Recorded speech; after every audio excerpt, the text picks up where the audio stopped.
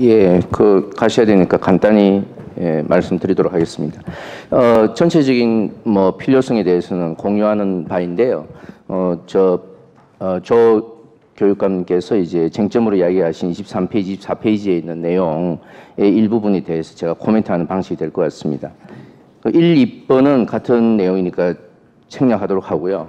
입시에 관한 문제제기가 있었는데 지금 이제 철학이 어떤 철학이냐면 입시에서 진학으로 바꾸자 하는 것이 기본적인 철학이라고 생각합니다.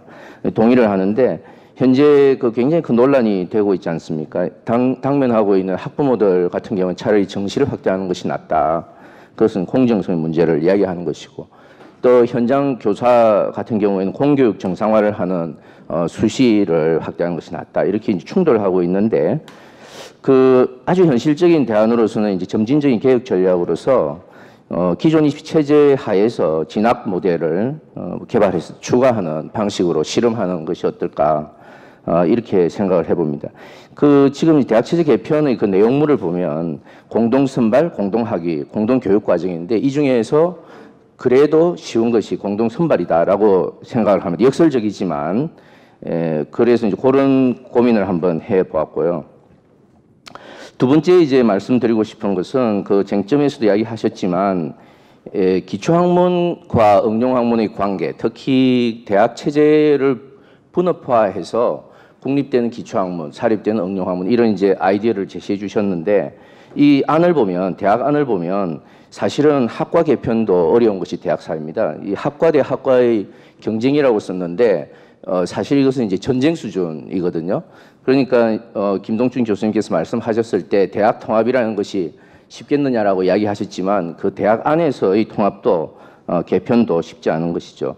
그런데 이 문제를 곰곰이 생각해 보면 기초학문과 응용학문의 어떤 차이를 정확하게 이해하는 데서 출발해야 된다고 생각을 하는 것입니다. 그래서 이제 논리를 쭉 빼고 간단히 결론적으로 말씀드리면 대학 안에 보면 여러 체계가 있는데 교양과정하고 인문자연사회과학 사회대학을 통합하는 그런 물리대 모델을 개발해서 이걸 기초학문 분야로 묶고 이 기초학문 분야를 일정한 교육과정을 제공하고 포션을 보장해 줌으로써 이 부분을 보호하면서 육성하는 그런 정책을 하고 응용학문 분야는 경쟁제도로 만 다루고 네. 일어나셔야 된다니까요. 네, 알겠습니다. 거기까지 하겠습니다. 예.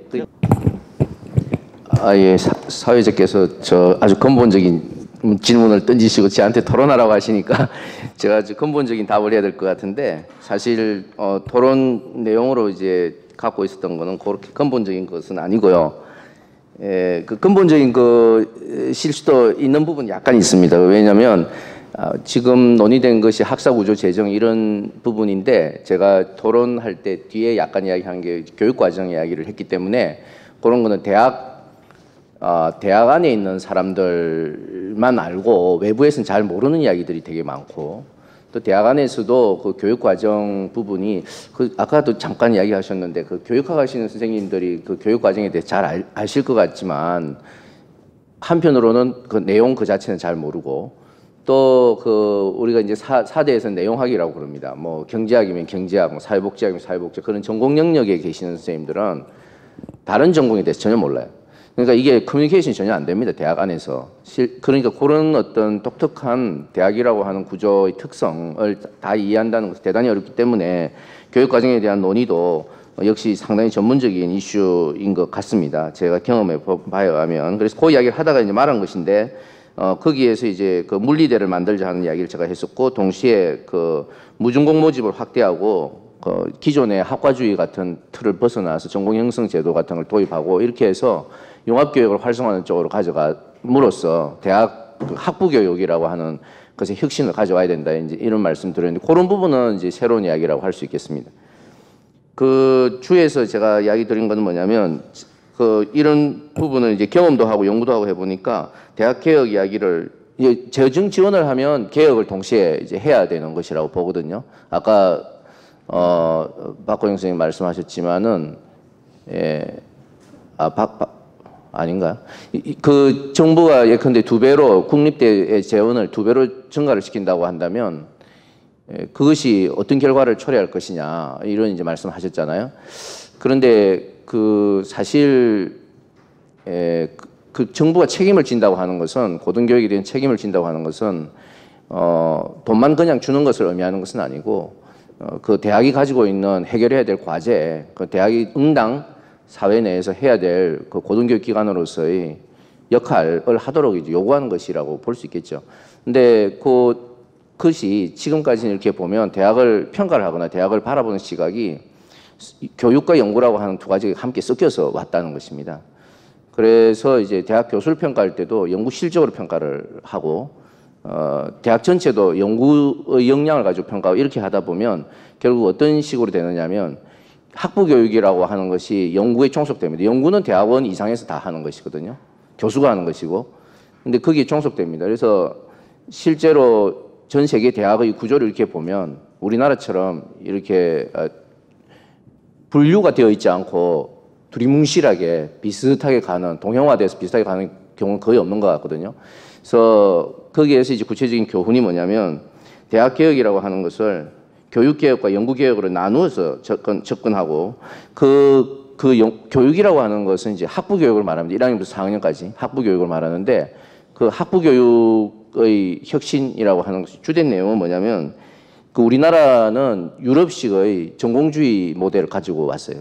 그러니까 대학이라는 게 일본을 통해서 들어왔고 일본은 독일에서 대학 제도를 수입을 해왔단 말이에요. 그래서 그런 틀을 그래서 경성제국대학이라고 제국대학이라는 틀에서 왔다고요. 그리고 해방 이후에 미국 제도가 도입됐지만 이상한 것은 교육과정 같은 거는 많이 수입을 했는데 학사 구조는 거의 수입이 안 됐더라고요. 그래서 그런 부분이 결론적으로 말하면 그 유럽은 전공주의 모형이고 말하자면 교양을 이제 고등학교에서 다 합니다. 그리고 미국은 학부에서 교양을 상당 부분 커버해 주는데 교양주의 모델이라고 할 수 있는데 그런 교양주의 모델을 도입해야 된다. 한국 대학에서 그런 것이 이제 말씀드리는 부분이고 시간이 조금 있으니까 자세히 제가 말씀드렸습니다. 그리고 연구는 그럼 어떻게 해야 되느냐 하면 연구소하고 대학원하고 그다음에 연구재단이 있습니다. 이 세 개를 다 봐야 됩니다. 이 연구재단이 지금 어떤 문제가 있냐면 연구재단이 역설적으로 돈 풀어주는 역할을 합니다. 그러니까 연구를 하는 것이 아니고 뭐 하여간 그거는 이슈가 있으니까 넘어가기로 하고요.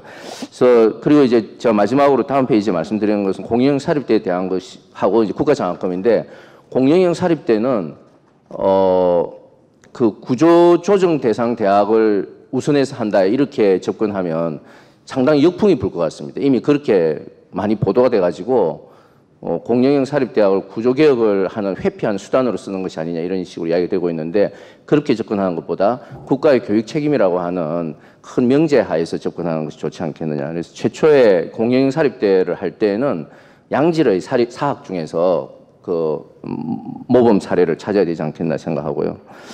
두 번째는 이제 국가장학금인데 이 부분은 저도 참 이상하게 생각이 되는 것 중에 하나인데 원래 시작은 반값 등록금으로 시작을 했습니다. 그러면은 반값 상식적으로 생각하면 서울시립대처럼 등록금 반은 낮춰줘야 됩니다. 그런데 일이 어떻게 됐냐면 등록금 그대로 두고 학생들한테 줬단 말이에요. 그래서 이게 언뜻 보면 대학의 자율성을 준 언뜻 보면은 학생에게 어떤 복지 혜택을 준 것 같지만 사실상 어떤 효과를 초래하느냐면 굉장한 모랄 해저드를 초래합니다. 대학의 수입은 똑같습니다. 등록금이 똑같기 때문에. 그러니까 학생이 그게 첫 번째 문제고 그래서 대학에 정부가 돈을 주고 있는데도 불구하고 대학이 공적 역할을 하지 않아도 아무 문제가 없는 구조를 갖게 되고요. 두 번째는 굉장한 거래 비용이 수반됩니다. 학생들이 온갖 서류를 다 장학 재단에 내가지고 또 그 돈을 받아가지고 대학에 이제 내는 그런 방식의 구조이거든요. 그래서 이렇게 해서는 안 되고 그러니까 지금 이제 4조 정도 되는 규모인데 4조가 작은 돈이 아니에요. 굉장히 어떻게 보면 작은 돈이 아닌데 이 4조만 잘 써도 사실 대학 개편은 가능하다 저는 그렇게 생각합니다. 근데 여튼 이제 그런 것이 이상적인 그림은 아니고 7조 정도까지 이렇게 충당한 다음에 그 7조라는 돈을 대학의 교부금으로 내려줌으로써 교부금으로 내려준과 동시에 조건을 어떻게 거느냐면 그 교부받는 금액에 비율해서 등록금 자체를 낮추도록 그렇게 해야 될 거로 생각합니다. 이상입니다.